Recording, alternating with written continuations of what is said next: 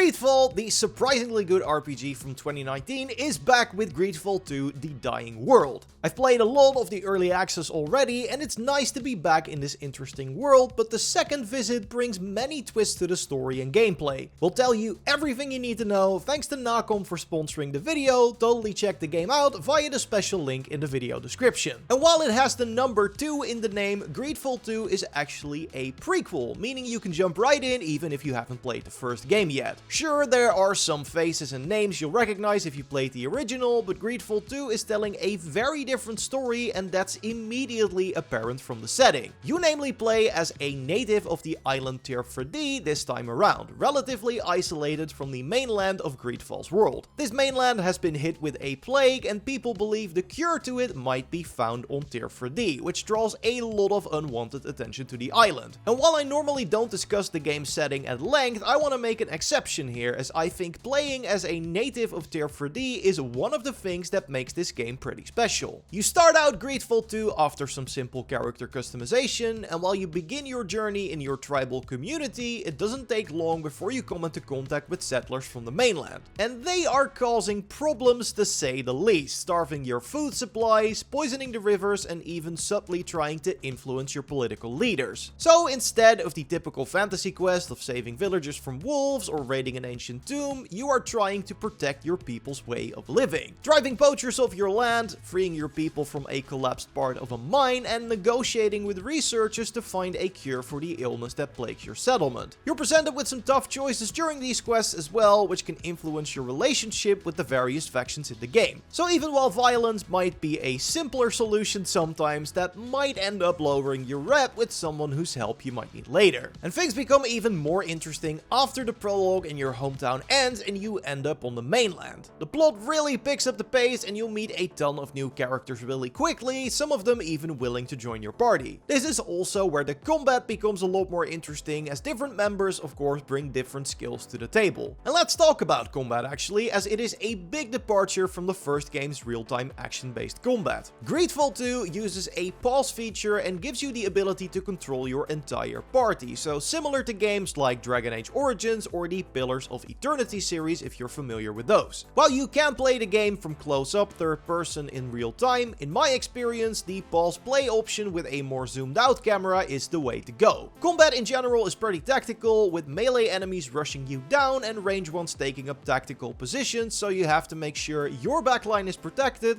and your frontliners receive the support they need to not get overwhelmed. You can also queue up different commands, so you can set up a battle plan and then unpause it to watch it play out, rather than having to pause for each individual command. Characters will perform basic attacks to deal damage to an enemy, using weapons ranging from swords and axes to bows, rifles, and magical bracers. Basic attacks generate action points that you can then spend on powerful abilities that will help you change the tide of battle. There's a pretty wide variety of these, ranging from special attacks that deal extra damage, heals, buffs and debuffs, and special stances that allow you to fill a specific role better. So think a stance that increases your healing output but also increases damage taken, for example. Each party member has access to 3 skill trees, 2 general ones, and 1 completely unique to them. So even if you find 2 party members with the DPS focused Path of Destruction skill tree, they still play very differently thanks to their unique skill trees. These trees help you unlock different active and passive skills after leveling up, and on top of that you can increase a character's attributes to increase things like available action points or damage with a specific type of weapon.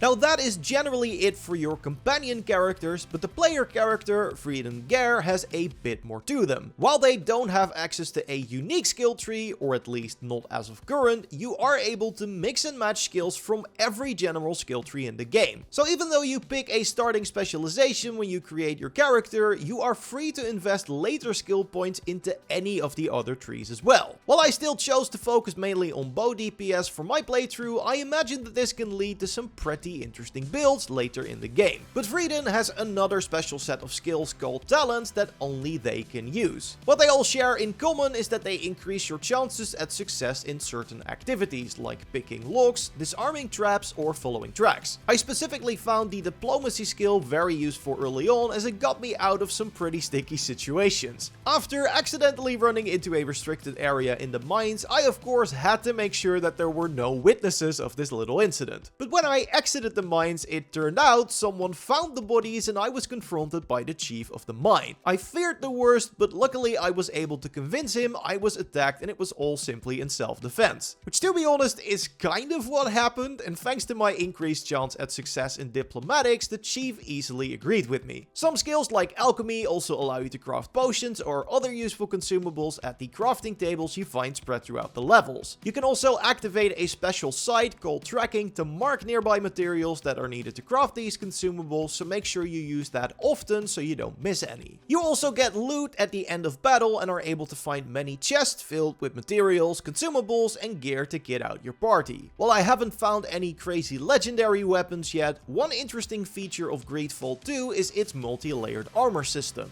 Basically, you have two types of defenses, magical and physical, with regular attacks and abilities stripping your physical armor and spells damaging your magical defense. Each armor has a rating in both categories, meaning that some armors offer better defense against physical attacks but less against magical or vice versa. There are also some weapons that deal increased damage against armor, meaning you can damage enemies' health a lot sooner, and some enemies lack magical defenses, making spells or attacks that deal magical damage insanely strong against them. So this really makes you think about the type of enemies you are facing, as certain weapons or abilities can really shine against particular targets. I also found that while you can find gear by exploring, you're generally going to get the best rewards from doing side quests. While the starting area on tier 3D isn't massive, there's still a lot you don't get to see if you don't do the side quests. These are also filled with choices that can completely alter the course or outcome of a quest. And you can also run into some roadside encounters like travelers being attacked by wild creatures by simply exploring. There are fast travel points spread throughout the map, meaning you can easily return to locations you visited earlier. And while I didn't need them much while exploring the game's opening, the second part of the map is much bigger. There's even a town that I'm currently not allowed to enter that I imagine is full of new vendors and quest givers too, so that has me even more excited to explore it. And in general, it's good to know that while the game is currently in early access, there are a lot of plans to make it grow over time. It currently contains about 25% of the actual game, which is already up to 15 hours of playtime if you do everything. Upcoming updates in the fall and winter will include new companions and accompanying quest lines, new skill trees, a hub, an improved crafting system, and more. And of course, there is even more in the works leading up to the game's full release. What is good to know is that your progression will be reset with each major update, so don't get too attached to your early save files. I'm definitely curious to see what's in store for the future. I was already able to see some promising things in this early state, and again, you can check out the game for yourself via the link in the description. It's currently only available on PC, but the full release will be available on consoles as well. Subscribe for more videos like this, leave a like if you enjoyed it, and you can watch another video by clicking on the screen. I will see you in the next one. Goodbye.